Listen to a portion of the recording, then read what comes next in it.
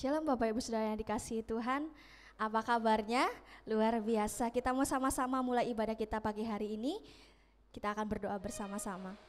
Terima kasih Bapak yang baik, terima kasih buat pagi hari ini Tuhan. Kami boleh berkumpul bersama-sama saudara-saudara kami seiman untuk menaikkan puji-pujian kami. Terlebih Bapak, kami mau mendengarkan firman-Mu dan biarlah firman itu tumbuh dalam hati kami dan kami boleh melakukannya Tuhan. Terima kasih Bapak yang baik, terima kasih berkati ibadah kami dari awal pertengahan sampai akhirnya. Kiranya sukacita surga turun atas kami Tuhan. Kami mau bersama-sama memuji, memuliakan nama-Mu. Di dalam nama Tuhan Yesus, Juru Selamat kami berdoa. Amin.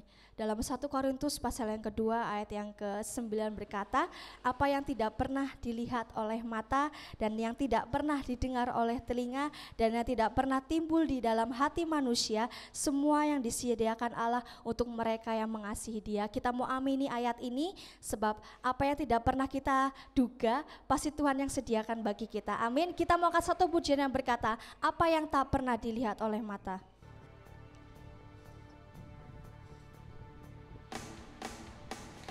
Apa yang tak pernah dilihat mata, yang tak pernah didengar telinga, yang tak pernah timbul di dalam hati, semua disediakannya bagi yang mengasihi Dia. Katakan apa yang tak pernah, apa yang tak pernah dilihat mata, yang tak pernah didengar telinga,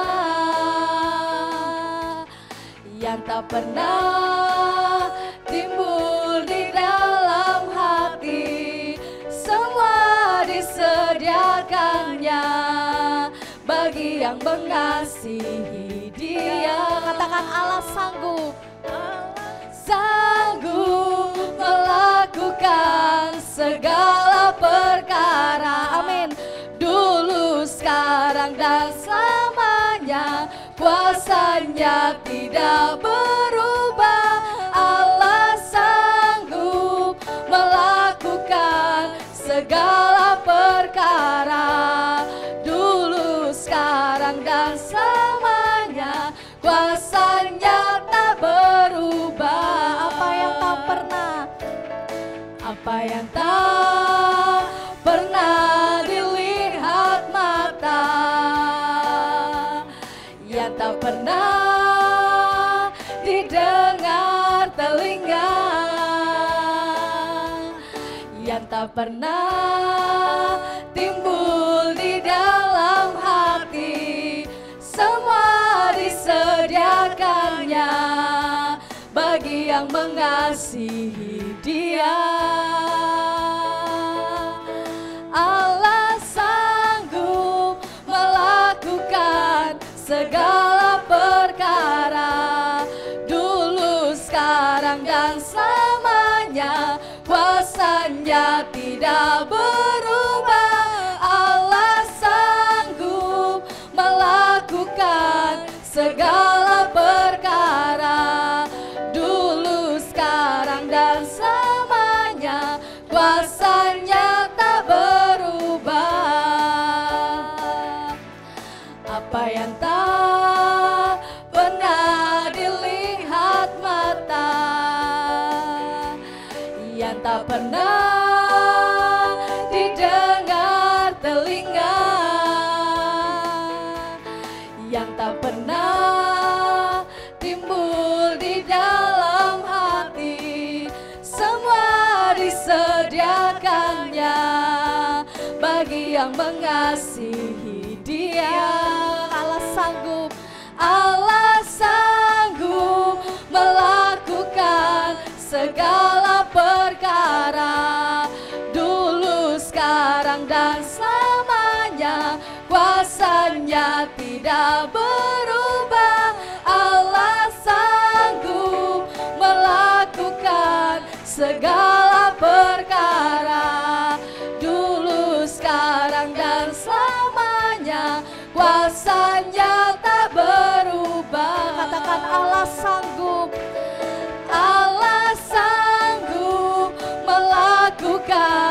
segala perkara, dulu, sekarang, dan selamanya. Kuasanya tidak berubah, Allah sanggup melakukan segala perkara, dulu, sekarang, dan katakan dulu, sekarang, dulu, sekarang, dan selamanya. Dulu, sekarang, dulu, sekarang, dan selamanya. Kuasanya tak berubah. Haleluya. Kita percaya Allah sanggup melakukan segala perkara, amin. Kita siapkan hati kita untuk bersama-sama mendengarkan firman Tuhan. Saya undang untuk bangkit berdiri. Allah Bapa, kami mengasihi-Mu, Yesus Kristus, Tuhan yang kudus. Katakan, Allah Bapa, kami mengasihi-Mu. Allah Bapa, kami mengasihi-Mu, Yesus Kristus, Tuhan yang kudus. Kami yang ada di sini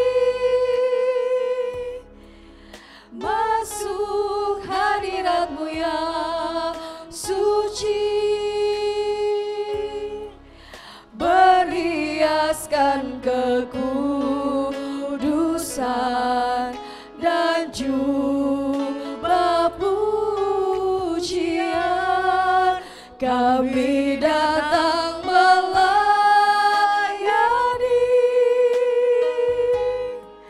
Sang Raja yang Maha Suci, yang telah bertata di surga.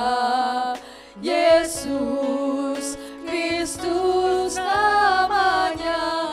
Katakan Hosana, Hosana,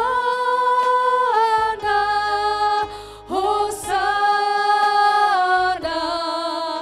di tempat yang tinggi. Hosana, Hosana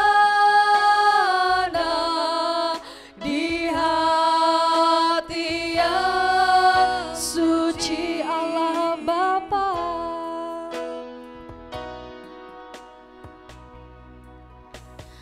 Allah Bapa, kami mengasihi-Mu, Yesus Kristus, Tuhan yang kudus. Kami yang ada di sini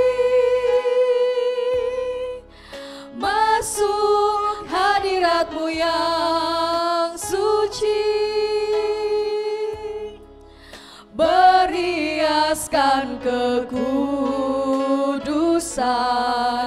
dan jubah pujian.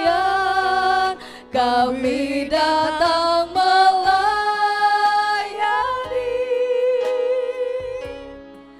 Sang Raja yang Maha Suci, yang telah bertata di surga. Yesus Kristus namanya. Hosana, Hosana, Hosana di tempat yang tinggi. Hosana, Hosana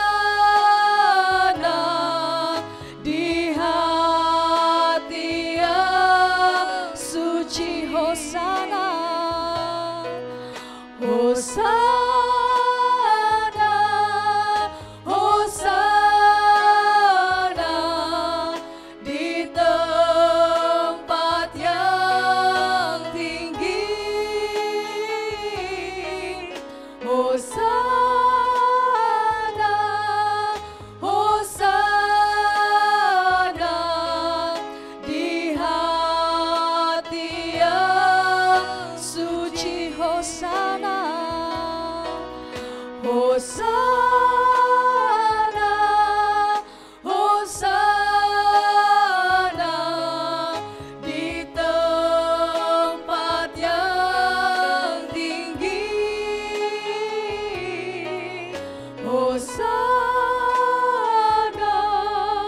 Hosana di hati yang suci. Katakan Hosana, Hosana, Hosana di tempat yang tinggi. Hosana, Hosana di hati yang suci, di hati yang suci, di hati yang suci. Kami menyembah-Mu Tuhan Raja di atas segala raja. Engkau yang duduk di atas tahta kemuliaan Tuhan. Kami menyembah-Mu, kami di sini menyembah Engkau Yesus dengan segenap hati kami Tuhan. Biarlah segala pujian kami Tuhan boleh menyenangkan hati Engkau Tuhan. Dan pagi hari ini, saat hari ini Bapa, kami siapkan hati kami buka hati kami Bapa, untuk Kau isi dengan firman-Mu Tuhan. Berfirmanlah Tuhan, dan kami siap mendengarkannya. Di dalam nama Tuhan Yesus, Juru Selamat kami berdoa. Haleluya, amin. Kita akan baca di dalam Wahyu pasal yang pertama ayat yang ketiga. 1, 2, 3. Berbahagialah ia yang membacakan dan mereka yang mendengarkan kata-kata nubuat ini dan yang menuruti apa yang ada tertulis di dalamnya, sebab waktunya sudah dekat. Amin. Silakan duduk, waktu dan tempat saya persilakan.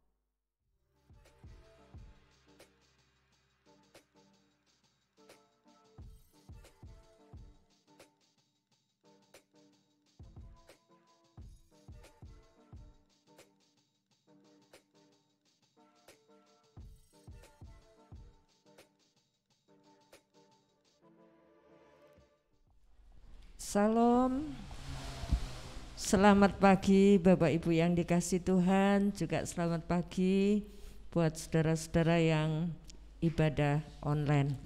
Puji Tuhan, Tuhan memberkati. Bagaimana kabarnya Bapak Ibu? Luar biasa ya. Setiap hembusan nafas itu mengandung kuasa Allah.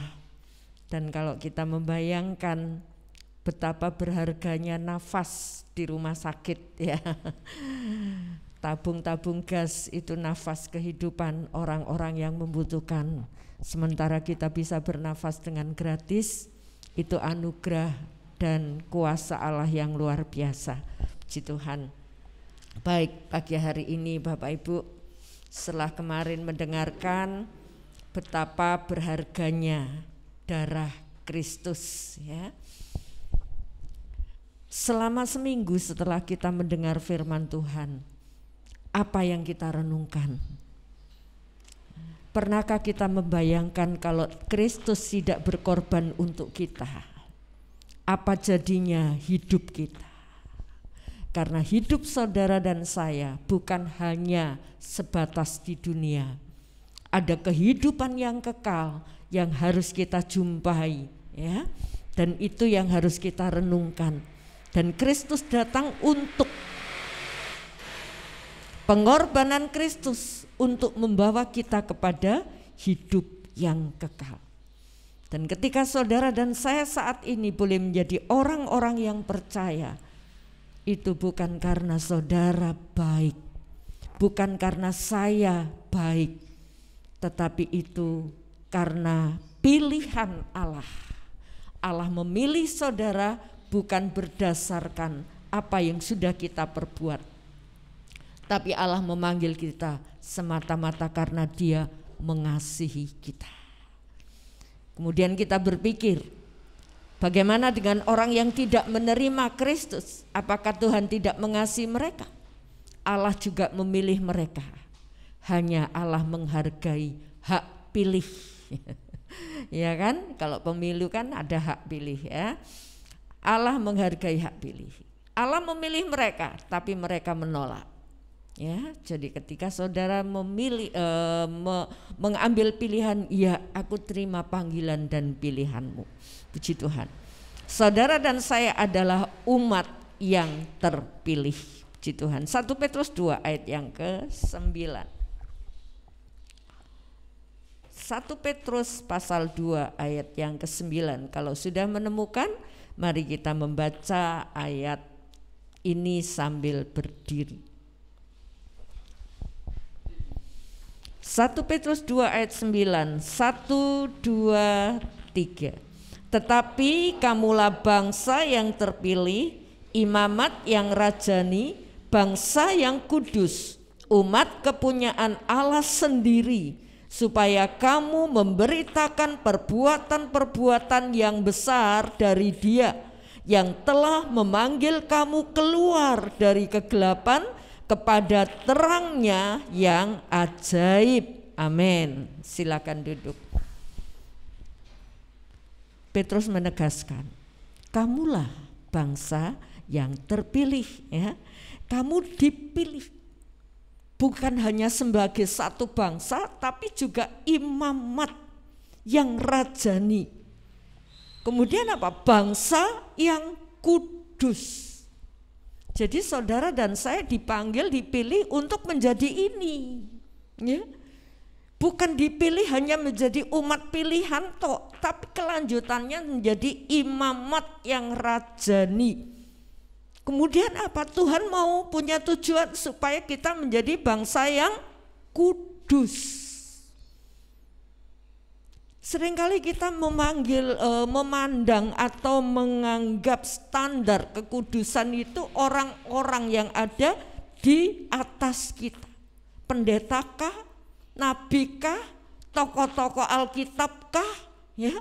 Seringkali kita mengambil semua tokoh Alkitab ada kekurangan.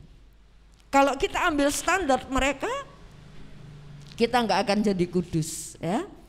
Jadi Tuhan memanggil saudara dan saya untuk menjadi bangsa yang kudus, umat pilihan Allah, milik Allah sendiri. Haleluya, puji Tuhan. Sekali lagi saudaraku, kematian Tuhan, pengorbanan Tuhan itu untuk menjadikan saudara dan saya menjadi umat pilihan Allah. Loh, kenapa kok harus Tuhan mati? Ya, karena saudara dan saya lahir sudah dikuasai dosa, terjual ke dalam dosa. Ya, anak kecil tidak usah diajari untuk berbohong, dia bisa menutupi kejelekannya dengan berbohong. Ya, karena apa? Terlahir dalam dosa. Nah, untuk itulah Tuhan perlu mati untuk memilih, mengambil kita menjadi umat pilihan Allah dan menjadikan kita bangsa yang kudus. Haleluya. Jadi ketika kita dipilih Tuhan bukan karena kita baik, ya, bukan karena kita berpotensi, bukan karena kita murah hati. Sama sekali bukan itu dasarnya, tetapi karena Allah mengasihi saudara dan saya. Coba kita baca 1 Korintus 1 ayat 27.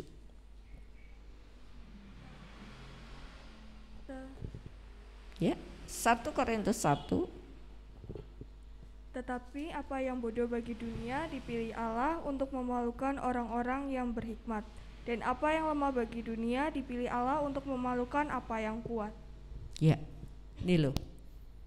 Jadi ketika saudara lemah, ketika saudara enggak punya apa-apa, enggak punya daya, bahkan kita merasa aku enggak pinter, ya. Tetapi itulah yang dipilih, ya. Apa yang bodoh bagi dunia dipilih Allah untuk memalukan orang-orang yang berhikmat.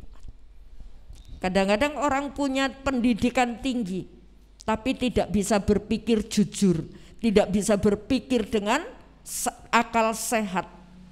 Tapi orang-orang sederhana percaya Tuhan, mereka punya akal sehat untuk mempermalukan mereka. Jadi saudara dan saya dipilih bukan karena kita baik, ya. Justru Allah memanggil. Ketika Tuhan memberikan perumpamaan seorang pemilik kebun anggur, dia jalan ke pasar, ditanya, kamu ngapain kamu nganggur di sini? Maukah kamu kerja di kebun anggurku? Mau. Jadi Tuhan, pemilik kebun anggur ini tidak menyeleksi. Kamu bisa apa, selama ini kamu pernah menyangkul, kamu pernah merawat kebun anggur apa enggak? Enggak, tidak diseleksi. Tapi asal dia mau, pemilik kebun anggur ini menerima, ya wes kamu kerja. Jadi saudaraku, ketika Allah memilih kita, Tuhan tidak menyeleksi, kamu sudah berbuat baik berapa lama? Kamu selama ini apa saja yang sudah kamu berbuat? Bukan. Tapi Allah memilih karena Allah mengasihi, memikirkan nasibmu besok itu loh, kemana? Haleluya, puji nama Tuhan. Nah, Allah memilih saudara dan saya dengan satu tujuan. Haleluya. Tujuan yang utama, menjadi kepunyaan Allah sendiri, untuk dijadikan milik Allah sendiri. Jadi Allah memanggil, memilih, bahkan menebus, ya, memilih untuk menjadi miliknya itu harus membayar. Seperti saudara kalau datang ke mall atau ke toko, ke pasar, wah aku pingin memiliki tomat yang bagus-bagus ini, aku pingin memiliki wortel yang bagus-bagus ini. Apa yang harus kita lakukan? Membayar. Sehingga kita diizinkan, pilih aja yang mana yang ibu mau, ya kan? Dan demikian juga Allah, Kristus memilih kita dengan membayar dengan nyawanya sendiri. Nah, Allah memilih kita untuk menjadikan saudara dan saya milik Allah sendiri. Mazmur 33 ayat 12, silakan. Berbahagialah bangsa yang Allahnya ialah Tuhan, suku bangsa yang dipilihnya menjadi miliknya sendiri. Ya. Berbahagialah bangsa yang Allahnya ialah Tuhan. Jadi ketika saudara dipanggil, dipilih menjadi Allah, ayat ini menganjurkan berbahagialah. Nah, sekarang bagaimana dengan kita? Apakah kita bahagia menjadi milik Allah? Saudaraku, menjadi milik Allah, itu Allah mengambil dari dunia, kemudian dipindah untuk menjadi miliknya. Sekarang kamu nggak boleh tinggal, ya, ketika kita ngambil wortel atau tomat, kita keluar, tomat itu keluar dari milik bakul, sekarang milik kita. Mau kita apakan terserah kita, ya kan? Mau kita kupas, mau kita blender, itu terserah kita, karena ini sudah menjadi milik. Nah, demikian juga Allah memilih saudara, sekarang menjadi milik Allah, itu menjadi kepunyaan Allah, haknya Allah. Jadi saudara bukan hak saudara lagi, ya. Coba tampilkan gambarnya Mbak Nanda, Mbak Nanda. Nah, saudaraku, kita melihat lingkaran putih kecil di tengah-tengah lingkaran yang gelap. Bagaikan saudara dan saya yang tinggal di dalam kegelapan dunia. Pikiran dosa, ya, perasaan dosa, berkecamuk dendam, berkecamuk kepahitan, sakit hati, kesombongan, keangkuhan, cinta uang. Kita tinggal di sini. Ini dunia. Dan kemudian Allah memilih kita dengan darahnya dipanggil. Kita diambil dari lingkaran hitam ini, dipindah masuk dalam menjadi milik kepunyaan Allah sendiri. Sekarang kita tidak tinggal di sini penuh dengan keinginan diri sendiri, kedagingan, sikut kanan, sikut kiri, yang penting aku happy, ya. Kita keluar dari arena seperti ini dan kemudian pindah ke sini menjadi milik Allah. Nah, apa yang ada di dalam milik Allah ini? Kalau di sini ada banyak dosa kejahatan, sekarang pindah di sini Dan di sini karena menjadi milik Allah, ini saudara dari hitam, dari di sini ya, lingkaran hitam pindah ke sini. Masuk dalam lingkaran yang terang benderang menjadi milik Allah. Nah, ada apa di sana? Ada fasilitas apa? Ada pemeliharaan, ya. Ketika kita menjadi milik Allah, kita dipelihara oleh Allah, bukan dengan kuat dan gagah kita. Kalau kita di luar Tuhan, kita berusaha mencari, ya. Tapi ketika menjadi milik Allah, kita dipelihara. Bukan berarti dipelihara kemudian kita bermalas-malasan, ya. Nanti Allah akan pelihara, Allah akan nganteri saya, Allah akan memberkati saya. Allah juga tidak suka dengan orang malas selagi ada kesempatan. Nah, saudara, kita ada pemeliharaan dalam linknya Tuhan ini, ya. Ada apa lagi? Ada perlindungan. Ketika kita hidup di sini, Allah memberi perlindungan. Ada apa lagi? Ada bimbingan. Tapi jangan lupa, di dalam lingkaran putih menjadi kepunyaan Allah, ada apa lagi? Ada peraturan. Ya, ada rambu-rambu. Ada peraturan. Ada janji juga, haleluya. Sekarang pertanyaannya, saya dipanggil oleh Tuhan pindah di sini, ini membahagiakan atau membuat kita gela, ngajok. Lu, aku kok di sini? Aku harus mentaati peraturan. Aku harus ngikuti rambu-rambu. Loh, aku kok di sini? Aku nggak bebas lagi berbuat dosa. Aku nggak bisa lagi, ya, dengan teman-teman yang berbuat dosa. Jadi ini pertanyaannya, kita bahagia atau kita kecewa? Kita bahagia atau getun? Haleluya, saudaraku. Mazmur tadi menyatakan berbahagialah bangsa yang Allahnya adalah Allah sendiri, suku bangsa yang dipilihnya menjadi miliknya sendiri. Jadi ini harus membuat kita bahagia, saudaraku. Karena ada janji, ada pemeliharaan, perlindungan, ada bimbingan. Seringkali orang membutuhkan saran, bimbingan. Tapi ketika bimbingan itu diterima, dia menolak karena bimbingan itu tidak sesuai dengan keinginannya. Itu sering kali saya jumpai. Bagaimana ya saya harus melakukan apa ketika diberi saran? Tapi ini loh. Nah, saudaraku, minta bimbingan, tapi ketika dibimbing menolak. Jadi kalau saudara dipindah ke sini, ini harus kita ikuti bimbingan Allah. Akhirnya apa? Janji Tuhan menjadi nyata dalam kehidupan kita. Seringkali kita menuntut janji Tuhan, tapi aturan, bimbingan Tuhan, rambu-rambu Tuhan, kita nggak mau dengar.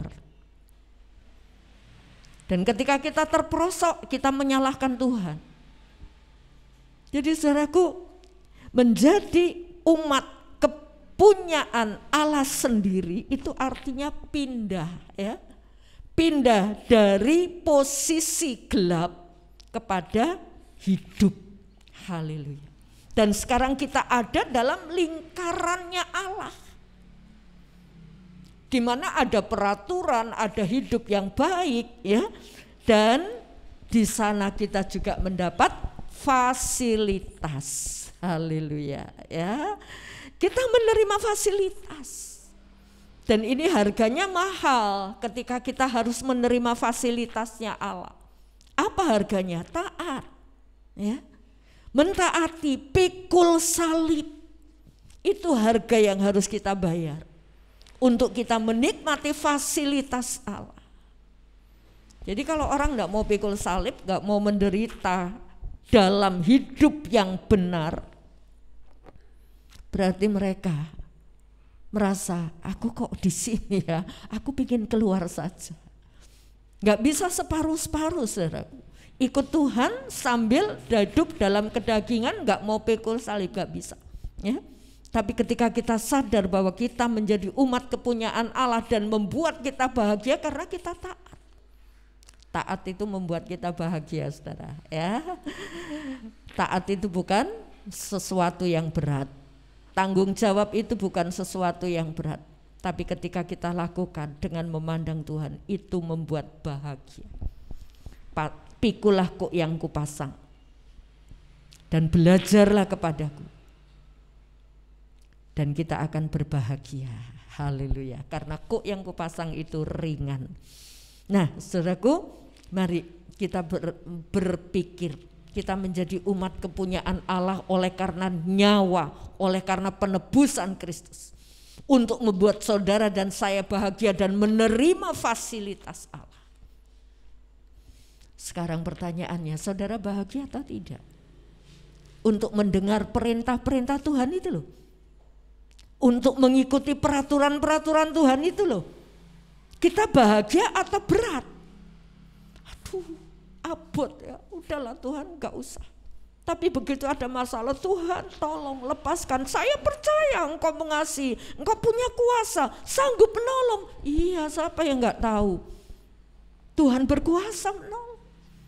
Tapi coba lihat saudaraku, apa yang sudah kita lakukan untuk Tuhan. Haleluya.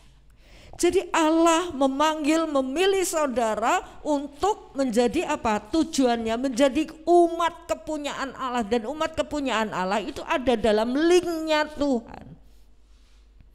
Ada dalam linknya Tuhan, hidup dengan peraturan-peraturan Tuhan. Ya.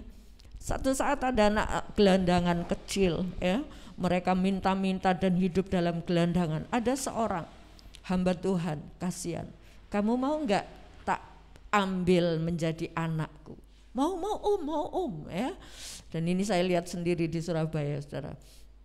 Tinggal dalam pindah kan dari gelandangan pindah ke rumah bapak pendetanya. Nah sekarang diatur, kalau pagi kamu bangun, mandi, bersih-bersih diri ya, terus kamu berdoa dan kemudian kamu harus lakukan ini, sirami tanaman, kamu lakukan ini. Nah setelah itu ini ada sarapan ya, dijamin. Tapi ada aturan, bangun pagi ya, bersihkan diri. Kalau waktu gelandangan sakarepe kan, mau bangun jam berapapun silahkan ya, mau enggak mandi juga sakarepe dhewe. Tapi sekarang masuk dalam aturan, ada fasilitas, tapi ada aturan. Nah lewat 1 bulan anak ini enggak betah minggat, keluar. Saudaraku, tentu kita tidak ingin menjadi seperti itu. Kalau Allah sudah memanggil, memilih dengan harga yang mahal untuk memilikinya, hargai. Karena Allah tidak ingin membuat saudara binasa, menderita, tapi Allah ingin membuat saudara bahagia. Haleluya, hidup dalam bersih, kudus, puji Tuhan. Tujuan yang pertama Allah memanggil saudara dan saya. Tujuan yang kedua adalah untuk membuat saudara menjadi bangsa yang kudus. Haleluya. Ya, tadi dari lingkaran yang gelap pindah ke lingkaran yang putih. Untuk apa? Menjadi bangsa yang kudus, menjadi milik Allah, keluarga Allah. Kita harus menjadi orang yang kudus. Karena ini dipanggil, dipilih menjadi bangsa yang kudus, bukan seperti bangsa-bangsa lain. Orang Israel sudah dipilih menjadi bangsa yang kudus, mereka kepingin seperti orang bangsa-bangsa lain, penyembah-penyembah berhala, sehingga mereka meniru. Dan apa yang terjadi? Murka Allah turun. Mereka ingin seperti bangsa-bangsa lain, punya raja sendiri. Karena bangsa Israel ketika keluar menjadi satu bangsa, keluar dari Mesir, mereka enggak punya raja. Tapi ada nabi Allah yang memimpin mereka. Mereka, dengan kata lain, mereka tuh dipimpin langsung oleh Allah melalui nabi-nabinya. Tapi mereka enggak puas. Aku pingin raja, aku pingin raja. Sampai Samuel nangis, aduh bangsa ini kok enggak mau dipimpin Allah. Ya. Dan mereka minta dan Tuhan izinkan, ya wis, kasih seorang Raja Saul. Saudaraku, ketika kita dipanggil, dipilih menjadi milik Allah, saudaraku, Tuhan mau kita menjadi bangsa yang kudus, gak seperti bangsa-bangsa lain. Haleluya. Ya, kita baca Yohanes 15 ayat 19. Sekiranya kamu dari dunia, tentulah dunia mengasihi kamu sebagai miliknya.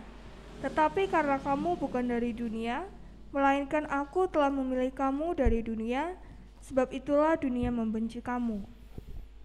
Ya, ini loh saudaraku ya. Di ayat yang ke-18, jikalau dunia membenci kamu, ingatlah bahwa ia telah lebih dulu membenci aku daripada kamu. Ayat 19 lebih menjelaskan, sekiranya kamu dari dunia, tentu dunia mengasihi kamu. Tapi karena aku memilih kamu, dunia tidak bisa mengasihi kamu. Karena apa? Nggak selevel. Karena apa? Pikirannya, tujuannya di dunia sudah beda, ya, sudah beda. Orang pikirannya sudah beda, bukan mikirin dunia lagi, dipilih Allah. Dan untuk itulah dunia membenci. Jadi saudaraku, untuk menjadi bangsa yang kudus kita harus tampil beda, ya. Kita harus bisa menjadi orang yang tidak sama dengan dunia. Apa sih yang ada di dalam dunia ini? Di 1 Yohanes mengatakan apa yang ada dalam dunia ini, keinginan mata, keinginan daging, keangkuhan hidup, ya. Keangkuhan hidup itu orang suka hidup senang tanpa kerja keras. Orang ingin membanggakan diri, keangkuhan hidup, tanpa mau melihat bagaimana untuk bisa mencapai satu posisi yang berhasil tanpa kerja keras. Saudaraku, apa yang ada dalam dunia ini? Kejahatan tok isinya, ya, kejahatan tok. Trik-trik jahat itu banyak sekali. Apalagi ketika ingin meraih kekuasaan tinggi, waduh, sekot sana sekot sini. Ini yang ada dalam dunia. Nah, kamu bukan sama seperti orang dunia. Meraih keuntungan besar, tidak rela kerugian. Nah, salib beda. Salib menderit. Aku rugi nggak apa-apa. Yang penting orang lain bisa menikmati berkat. Haleluya. Tapi orang dunia enggak, ya. Orang dunia enggak peduli. Yang penting aku untung. Yang penting aku, ya, sampai curang pun dilakoni. Nah, apakah hal-hal ini masih ada dalam pikiran kita? Masih ada dalam sikap tindakan kita? Disakiti orang enggak rela, ya, ingin membalas, ya. Apakah masih ada ini dalam hidup kita? Saudaraku, kita harus tampil beda. Kita enggak sama lagi dengan dunia karena kita sudah dipilih. Jadi kita tidak sama dengan dunia. Orang menganggap kita bodoh, oke, enggak masalah. Yang penting kita berkenan di hadapan Allah. Perkenanan Tuhan itu nomor 1 dalam hidup kita semua. Haleluya. Ini loh bangsa yang kudus, enggak boleh sama dengan dunia. Yang kedua, Ulangan 14 ayat 1 dan 2. Silakan. Kamulah anak-anak Tuhan Allahmu, janganlah kamu menoreh-noreh dirimu atau menggundul rambut di atas dahimu karena kematian seseorang. Sebab engkaulah umat yang kudus bagi Tuhan Allahmu, dan engkau dipilih Tuhan untuk menjadi umat kesayangannya dari antara segala bangsa yang ada di atas muka bumi. Iya, saudaraku, janganlah kamu menoreh-noreh dirimu ataupun menggundul rambut di atas dahimu karena kematian seseorang. Ini tata cara orang-orang zaman dulu ya. Dan Tuhan memilih, jangan lagi kamu seperti itu ya. Menggundul rambut, kemudian apalagi menoreh-noreh tubuh ya, menggambar-gambari tubuh ya. Tuhan mau, gak usah itu. Tapi bagi orang yang sudah bertobat, kemudian hidup lamanya ada torehan tubuh, Tuhan sanggup memulihkan, Tuhan menerima kita apa adanya, ya. Tapi ketika kita sudah ada di dalam Tuhan, sudah bertobat, jangan melakukan itu. Ini perlakuan orang-orang yang tidak mengenal Allah. Kenapa? Ayat 2 menyatakan, sebab engkaulah umat yang kudus bagi Tuhan. Jadi cara hidup orang dunia jangan diikuti. Karena kamu bangsa, umat yang kudus bagi Tuhan. Dan engkau dipilih Tuhan untuk menjadi umat kesayangan. Luar biasa ya, saudara dipanggil, dipilih untuk menjadi umat kesayangan, disayang oleh Tuhan, dikasih oleh Tuhan. Disayang itu bukan dimanjakan ya, beda.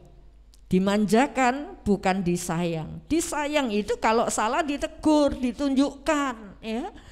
Tuhan, aku menegur kamu karena aku mengasihi kamu. Haleluya. Jadi kalau ada orang menegur, mengingatkan kita tentang hidup yang benar, itu bukan karena mereka benci. Dan seringkali tanggapannya apa? Marah. Kalau orang ditegur, ya kan? Marah, kemudian ambil sikap, tindakan, wis aku nggak mau lagi. Saudaraku, umat kesayangan Allah diberi aturan, jangan seperti orang dunia. Tetapi kamulah bangsa yang kudus, menjadi umat kesayangan Allah. Perhatikan saudaraku, Allah memanggil saudara untuk menjadi umat kesayangan Allah, tapi juga umat yang kudus ya, puji Tuhan. Haleluya. Dari lumpur dosa kita harus hidup dalam kekudusan. Bapak Ibu, ketika saudara sudah dipanggil, ditebus oleh Tuhan untuk melakukan peraturan Tuhan, itu otomatis. Artinya otomatis, bukan satu hal yang berat. Karena kita sudah dipulihkan, ditebus dosa, dan ketika kita melakukan sesuatu peraturan Tuhan, Tuhan tidak membuat kita sendirian. Tuhan memberikan Roh Kudus untuk menolong saudara dan saya mampu melakukan peraturan Tuhan. Ini loh. Nah sekarang ketika kita merasa aku gak mampu, kesel, gak enak melayani Tuhan, gak enak ikut Tuhan, harus pikul salib, kok gini sih? Roh Kudusmu itu di mana?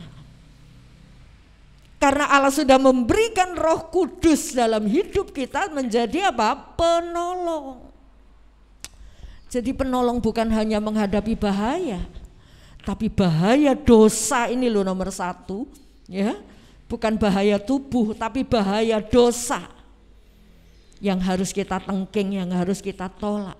Dan Roh Kudus mampu membuat saudara bisa melakukan peraturan Tuhan. Coba renungkan dalam hidup saudara, peraturan perintah Tuhan yang mana yang aku belum lakukan.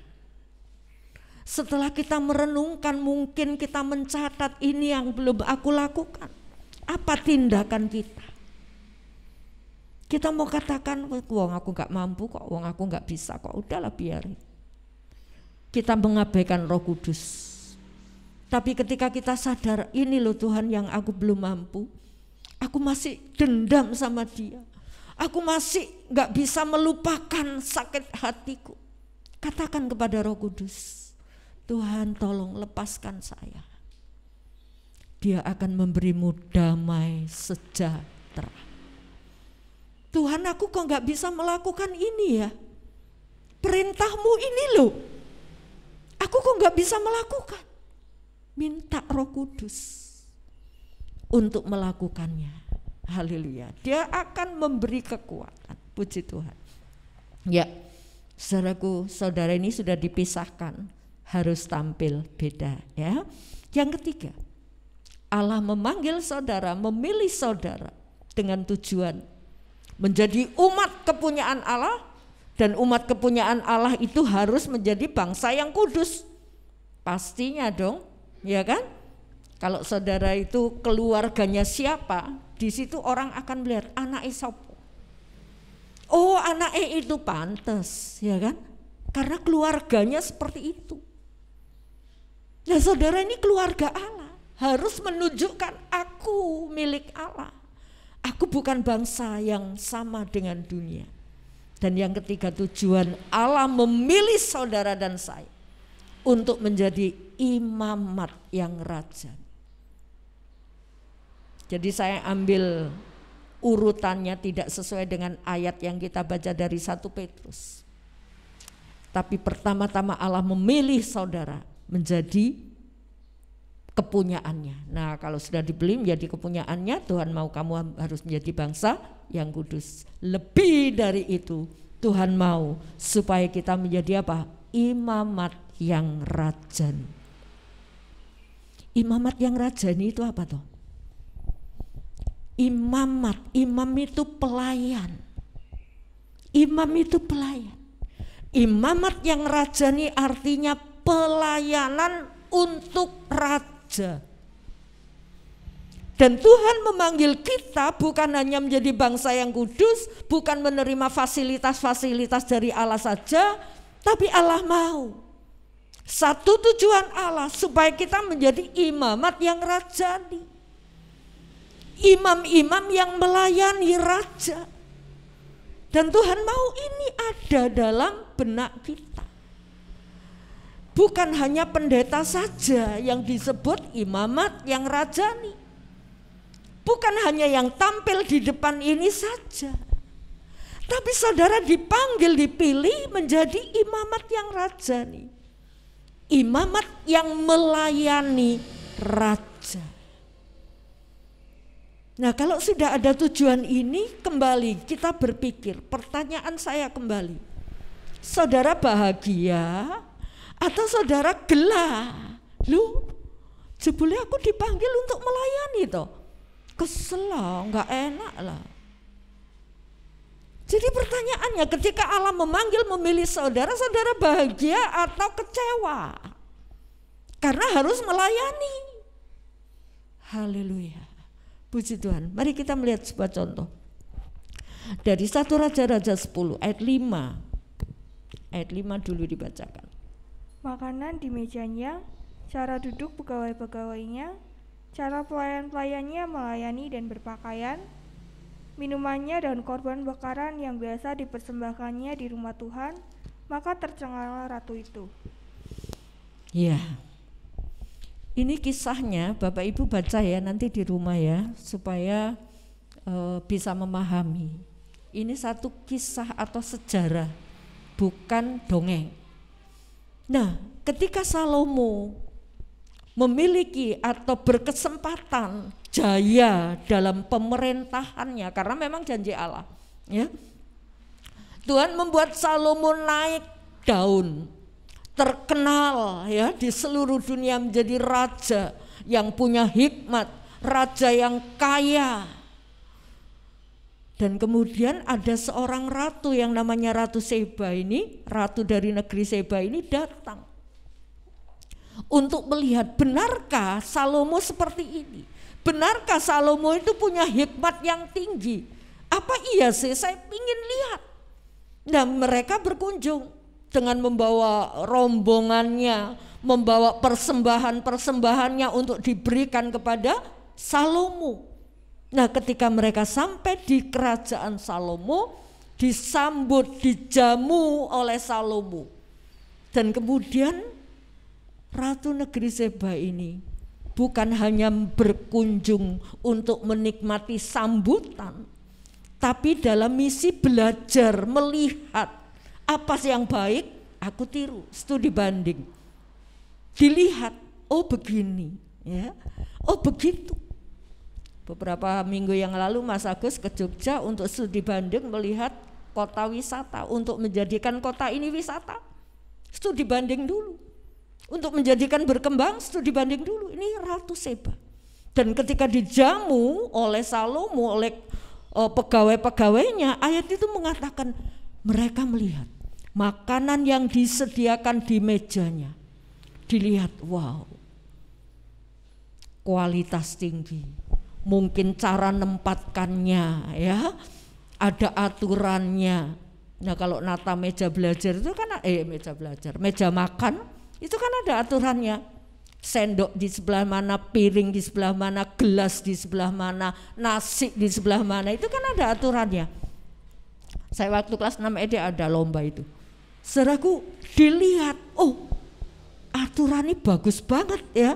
Makanan di mejanya, cara duduk pegawainya, cara duduk. Perhatikan saudaraku, nggak boleh sembarangan. Haleluya. Kemudian apa lagi? Cara duduk pegawainya, cara pelayan-pelayannya melayani. Apa dulu yang disajikan, cara melayani, menyambut dengan ramah dan lain sebagainya. Dan cara berpakaian. Ada aturan. Puji Tuhan. Kemudian apa? Minuman dan korban bakaran yang biasa dipersembahkan itu dilihat semua. Menjadi pembelajaran sendiri bagi Ratu Seba. Saudaraku, yang ingin saya katakan hari ini tentang pelayan-pelayan yang melayani di meja Salomo. Mereka adalah orang-orang pilihan. Dan tidak semua masyarakat Salomo, rakyat Israel, bisa punya kesempatan melayani Raja Salomo di meja makannya. Kalau mereka semua punya kesempatan tentu bergilir, ya kan? Bergilir, di shift. Kamu bulan ini, dari wilayah sini, dari RT sini, kamu yang bertugas melayani. Enggak. Tapi ini adalah orang-orang khusus yang melayani, dididik, diatur cara pakaiannya, cara duduknya. Aturan itu memang membuat kita enggak bebas. Tapi ketika kita hidup dalam peraturan, kita menjadi orang-orang yang tampil beda. Aturan itu membuat kita enggak bebas. Tapi ketika kita hidup dalam peraturan, lebih-lebih peraturan Allah, kita punya nilai yang lebih dari mereka yang tidak punya aturan. Ya kan? Seringkali kita melihat dasar orang tidak punya aturan misalnya ya. Saudaraku, saudara dan saya dipilih untuk menjadi ini loh. Sebagai orang yang melayani. Jadi ini sebuah kesempatan yang tidak dimiliki oleh banyak orang. Kembali lagi pertanyaannya. Kita senang gak dipilih oleh Tuhan untuk menjadi pelayan? Pelayan itu gak enak. Kemarin saya tanyakan kepada kaum muda, apa sih melayani itu? Melakukan sesuatu yang bukan untuk diri sendiri. Rugi kan? Rugi. Rugi saudara. Tapi Allah memanggil saudara menjadi imam yang melayani raja. Yang kita layani itu raja. Apapun yang kita perbuat kita lakukan untuk raja. Haleluya. Tentu itu yang terbaik yang harus kita lakukan. Dan kalau kita enggan untuk dipanggil menjadi imam, itu pilihan saudara. Keputusan saudara. Allah tidak membutuhkan kita. Allah punya segala sesuatunya. Haleluya. Malaikat-malaikat pelayan juga banyak. Tetapi ketika Allah memanggil kita menjadi imamat yang rajani, semata-mata supaya saudara dan saya bahagia, hidup tinggal bersama dengan Allah. Sampai Ratu Seba mengatakan, berbahagialah pegawai-pegawaimu yang selalu hidup di lingkunganmu. Ratu mengatakan berbahagia. Nah kalau saudara mau bahagia, tinggallah di sini. Haleluya. Jadi jangan sampai kita merasa aku melayani Tuhan karena Tuhan membutuhkan saya. Ketika diumumkan mungkin di gereja-gereja besar ada pembangunan, ada ini, ada itu, ya, ada Natal,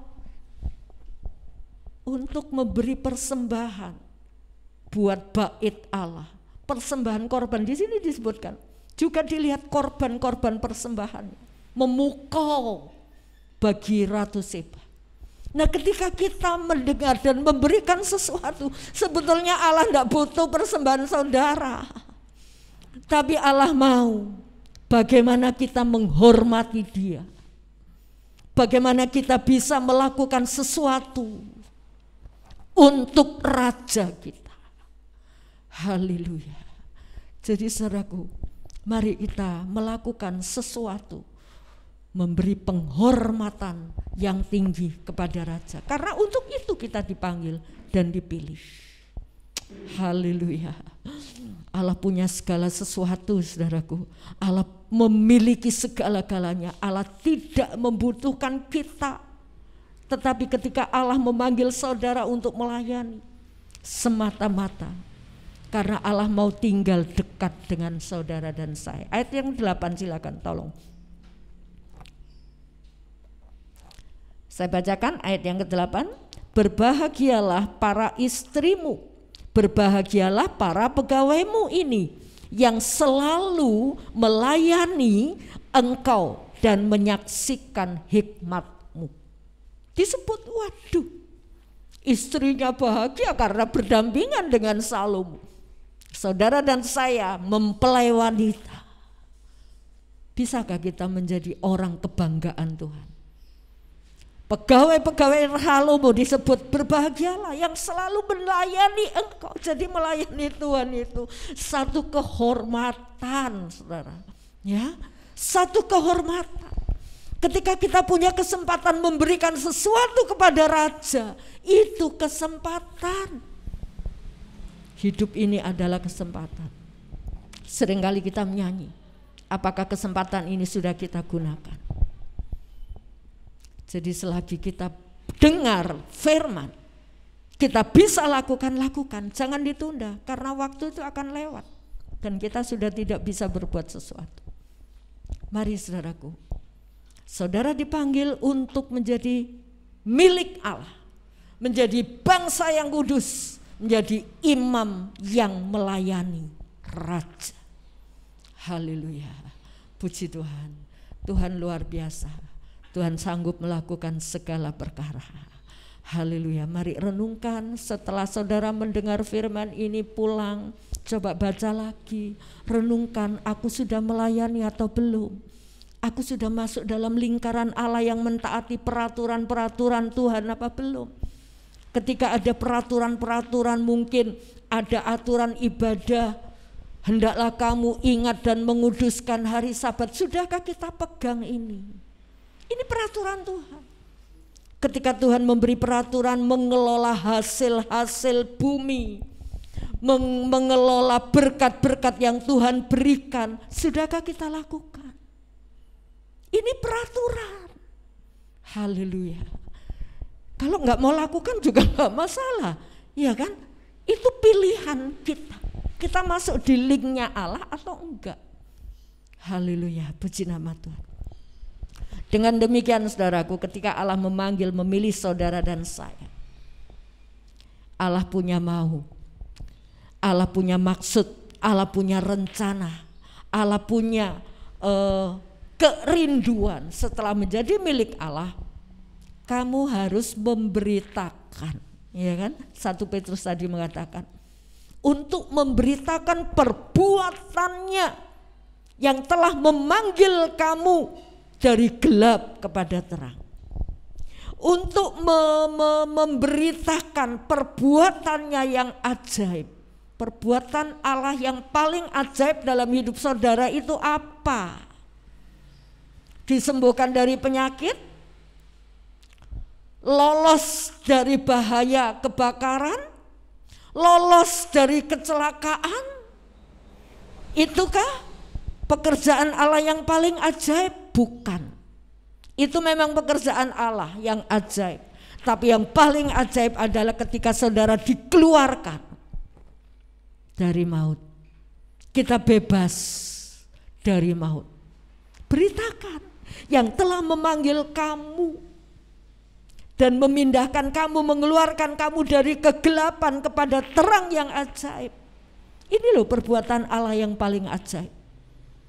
Haleluya. Kita dibebaskan dari dosa, kita diselamatkan, kita tidak lagi hidup dalam maut. Dan itu yang harus kita beritakan. Haleluya. Seringkali kalau saya bersaksi mungkin dengan bakul-bakul yang mampir ke sini saya ceritakan. Tapi dos pundi Ibu, kula niki sejak zaman dulu sudah seperti ini kepercayaan saya. Tidak perlu pindah label. Yang penting Ibu percaya. Panggil dia kalau membutuhkan dia. Haleluya. Saudaraku, ceritakan.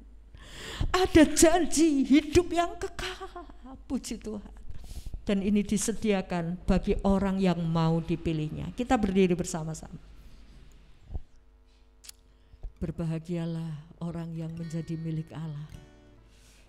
Berbahagialah saudaraku. Jangan saudara kecewa dan kemudian mundur. Jangan saudara merasa berat mengikuti peraturan-peraturan Tuhan. Tapi ikuti peraturannya, maka janji-janji Tuhan itu akan menjadi bagian kita.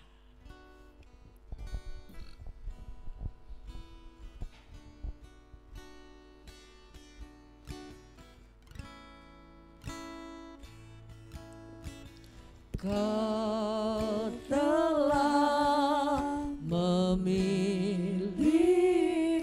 Terima kasih Tuhan. Terima kasih. Amin. Dunia dibentuk, betapa aku bersyukur padamu, ya Tuhan Allahku. Benarkah saudara bersyukur atas pilihan Allah? Telah memanggilku sebagai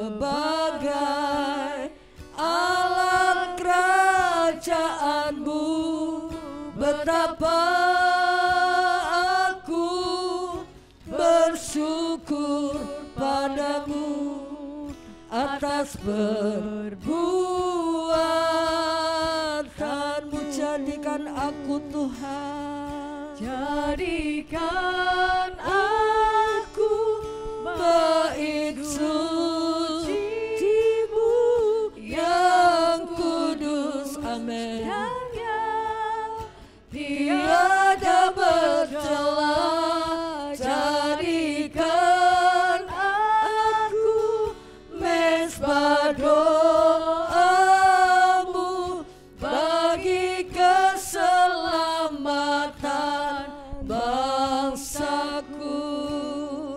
Mari kita renungkan pujian ini. Apakah benar kita minta jadikan aku bait suci-Mu, di mana Allah menguasai kita. Kita harus mentaati pemilik bait suci itu. Ketika kita mengundang Kristus masuk dalam tubuh kita dan kita menjadi bait Allah, apakah kita mau mentaati Dia? Allah sudah memilih saudara sejak dunia belum dijadikan. Allah sudah memanggil kita menjadi pelayan kerajaan Allah. Renungkan hari ini juga, saat ini juga. Aku senang atau aku kecewa? Kalau saudara bahagia, renungkan apa-apa yang belum kita lakukan. Dan katakan kepada Tuhan, mulai hari ini aku belajar mentaati Engkau. Karena aku sudah dipindahkan. Biarlah pujian ini keluar dari hati saudara. Aku bersyukur Tuhan atas panggilan dan pilihan-Mu. Aku bersyukur dan aku mau hidup menyenangkan-Mu. Kau telah memilihku sebelum dunia dibentuk, betapa aku bersyukur padamu, ya Tuhan. Terima kasih Bapa. atas panggilan dan pilihan-Mu. Kau telah memanggilku. Bersediakah saudara dipanggil menjadi alat kerajaan-Nya? Betapa aku bersyukur padamu atas perbuatanmu.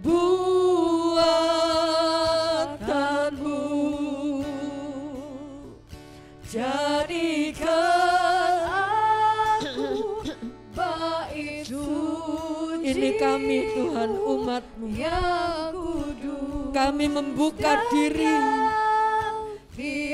untuk menjadi bait-Mu. Jadikan aku mesbah doa-Mu bagi keselamatan bangsa. Jadikan aku bait suci. Kami bersedia Tuhan. Kami bersedia Tuhan. Dan yang tiada bercela. Jadikan aku mesbah doa-Mu bagi keselamatan bangsaku. Jadikan aku bait suci-Mu yang kudus dan yang tiada bercela. Jadikan aku mesbah doa-Mu bagi keselamatan bangsaku. Katakan sekali lagi, jadikan aku. Kami siap Tuhan. Bait suci-Mu yang kudus dan yang tiada bercela. Jadikan aku mesbah doa-Mu bagi keselamatan bangsa. Bagi keselamatan bangsaku. Pak Dadang maju ke depan untuk berdoa. Bangsaku, bagi keselamatan bangsaku.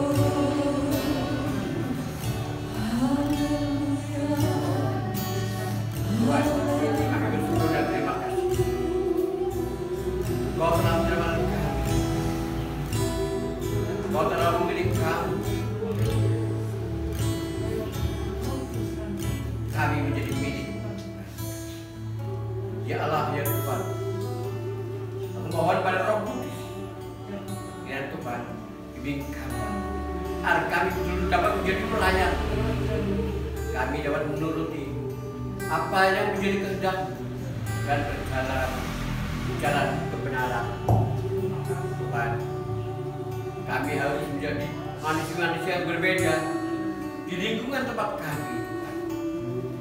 Ya Allah, ya Tuhan, terima kasih Tuhan, terima kasih atas kasih anugerah yang sepanjang hari telah Kau berikan kepada kami. Ya Bapa, ya Tuhan, kami bersyukur. Tuhan, panjatkan doa kami ini kepada-Mu Tuhan, hanya di dalam nama Tuhan Yesus Kristus. Amin. Bapa kami yang di sorga, dikuduskanlah nama-Mu, datanglah kerajaan-Mu, jadilah kehendak-Mu di bumi seperti di sorga. Berikanlah kami pada hari ini makanan kami yang secukupnya, dan ampunilah kami akan kesalahan kami, seperti kami juga mengampuni orang yang bersalah kepada kami. Dan janganlah membawa kami ke dalam pencobaan, tetapi lepaskanlah kami daripada yang jahat. Karena Engkaulah yang punya kerajaan dan kuasa dan kemuliaan sampai selama-lamanya. Amin. Tuhan, kami mengucap syukur kalau hari ini kami punya kesempatan mendekat kepadamu. Kami mengucap syukur kami boleh mendengar firman-Mu untuk kami laksanakan dalam hidup kami.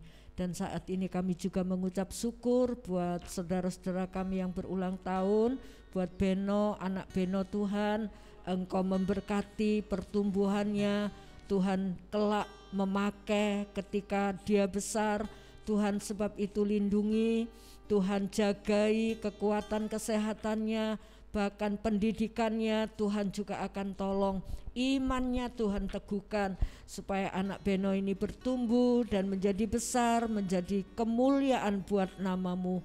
Kami serahkan juga Pak Mardi dalam tangan-Mu. Kami tahu ini Pak Mardi Engkau kasih Tuhan dengan kasih-Mu yang agape. Sebab itu Tuhan Engkau bimbing dan pimpin untuk bertumbuh di dalam iman dan membawa seluruh keluarga rumah tangganya menjadi umat pilihan-Mu. Berkati usaha pekerjaannya, berkati kekuatan kesehatannya. Terima kasih Bapa, dan sebentar kami akan kembali ke rumah kami masing-masing. Curahkan berkat-Mu atas kami. Bapak Ibu Saudaraku yang kekasih, pulanglah dengan damai sejahtera dari Allah Bapa, cinta kasih dari Tuhan Yesus Kristus, persekutuan dengan Roh Kudus, dan kiranya berkat jasmani terlebih berkat rohani Tuhan limpahkan dalam kehidupan saudara, baik dalam usaha pekerjaan, dalam pendidikan anak-anak di sekolah, dalam berumah tangga. Tuhan memberi keharmonisan. Dalam bermasyarakat Tuhan pakai untuk menjadi terang-Mu. Terima kasih Bapak, tangan-tangan yang sudah berbuat bagi pekerjaan Tuhan yang ada di tempat ini, Tuhan akan kembalikan 100 kali ganda sesuai dengan janji-Mu. Tuhan, Kau melawat yang sakit, Tuhan jamah dan sembuhkan, yang susah Tuhan hiburkan, yang lemah Tuhan kuatkan, yang berbeban berat Tuhan angkat dan memberi kelegaan. Kami pulang dengan membawa sukacita ilahi mengalir dalam kehidupan kami mulai hari ini sampai selama-lamanya Tuhan Yesus datang kembali. Doa berkat ini kami pohonkan hanya di dalam nama Tuhan Yesus Kristus, Juru Selamat kami sudah berdoa. Amin. Curahkanlah kuasa-Mu Tuhan, mujizat terjadi di tempat ini. Amin. Curahkanlah kuasa-Mu Tuhan, mujizat terjadi sekarang ini. Selamat pagi, Tuhan memberkati.